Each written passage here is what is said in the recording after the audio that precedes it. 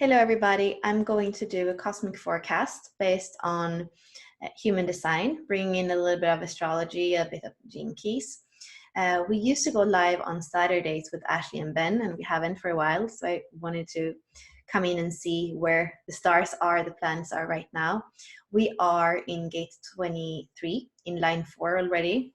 So that's the sun, where the sun is transiting right now.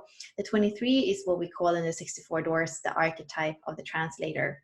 So it takes an inner knowing, an insight that has come in through the 43, and it translates it, and it's so that it comes out, they articulate it so that it comes out in pieces that are digestible, that the people can get. Because the channel, the 23 to 43, is the channel of the genius or the freak. So depending on if this archetype is in the right environment with the right people, in the right timing, it's going to be perceived as a genius. But if it's in the wrong people and the wrong timing, it's going to be perceived as a freak. So that is the energy of those main activations right now in the sun and the earth. So I wanted to pull up.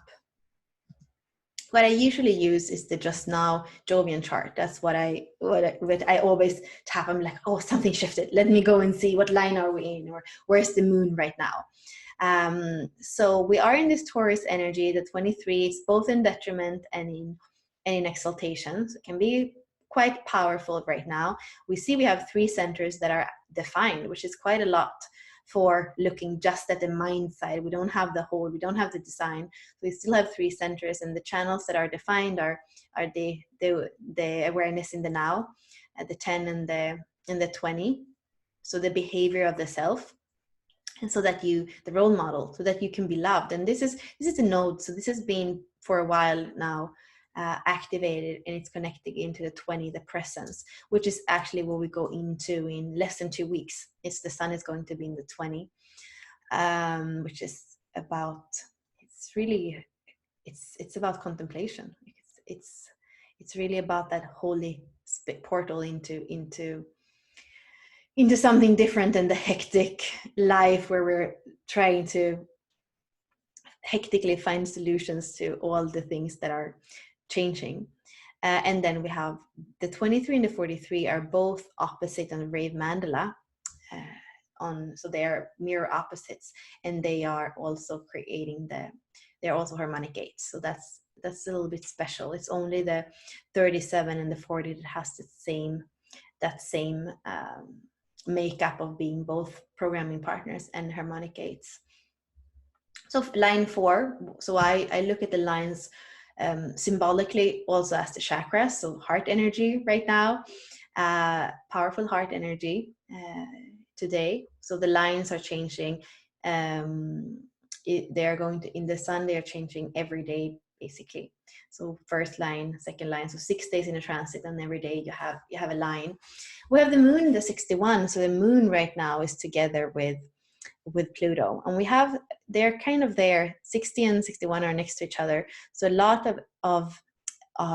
still of energy in that part of the chart. And if you go to genetic matrix, you're going to see here that all this it's happening in the first house, and they're close to each other. So Pluto is in its Capricorn energy, like you can see here.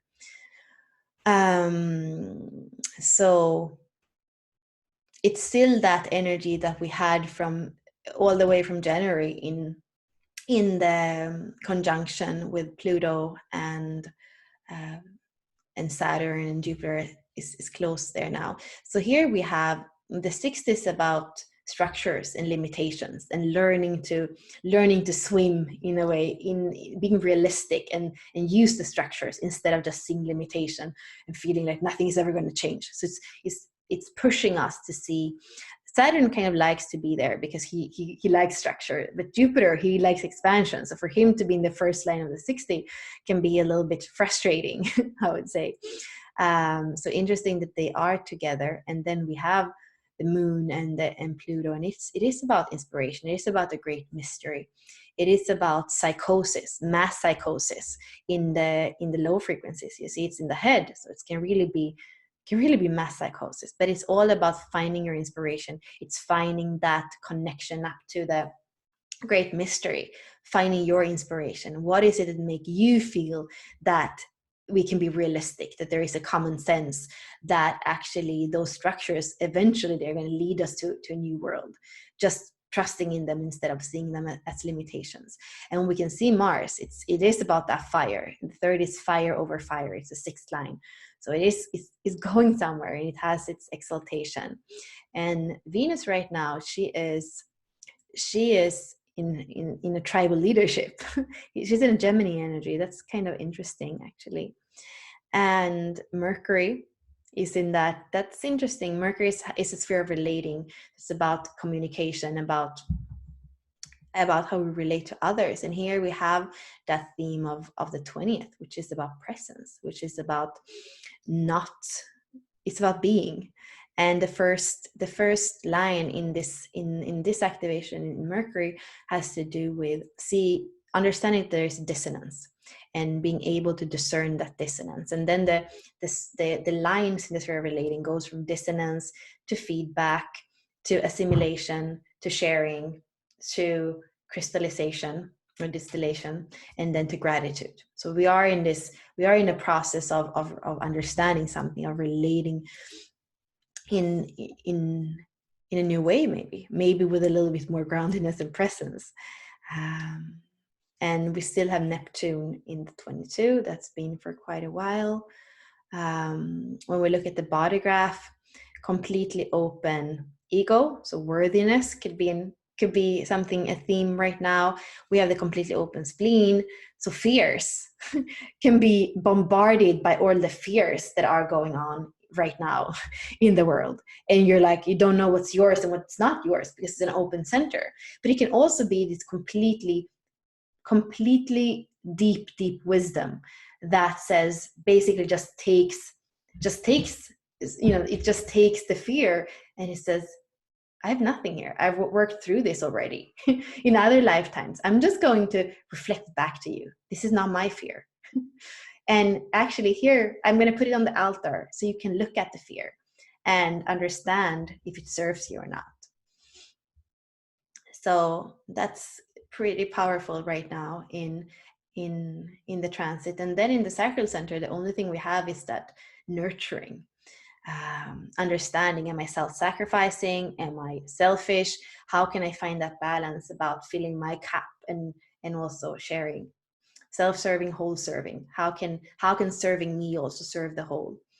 And desire and dishonor are two emotions that could come up this week. For example, the higher frequencies are grace and lightness.